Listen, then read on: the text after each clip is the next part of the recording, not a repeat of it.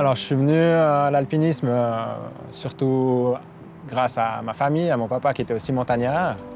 Et puis, quand on était jeune, on a pu aller grimper un petit peu avec lui parce qu'il prenait toujours une corde avec.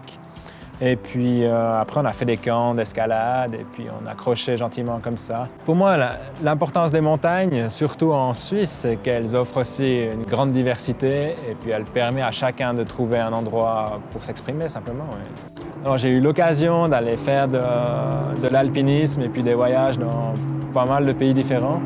Mais ce qui est assez intéressant, c'est qu'on remarque que les montagnes, finalement, elles sont quasiment pareilles partout, quoi. Alors aujourd'hui, j'ai une clientèle très suisse. Vraiment des gens qui aiment pratiquer la montagne, mais sous toutes ses formes.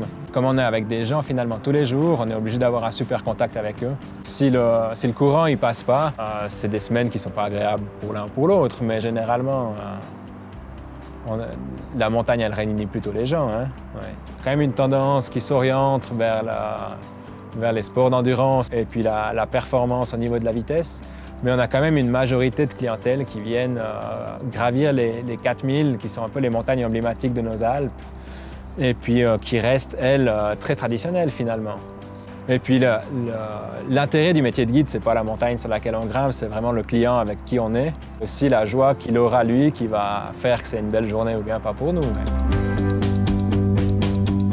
Beausion, c'est la ville où j'ai grandi, où j'ai été à l'école, où j'ai eu mes amis, où on allait faire la fête. Le centre-ville qui est vraiment très agréable pour venir boire un verre, sortir, retrouver des amis. Et puis sinon, on a des petits parcs tout aux alentours de la ville, comme le parc des Îles, qui est entretenu par la bourgeoisie de Sion.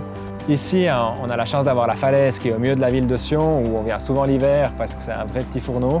Et puis, il y a tellement de choses qui sont proposées qu'on y est toujours bien, quoi.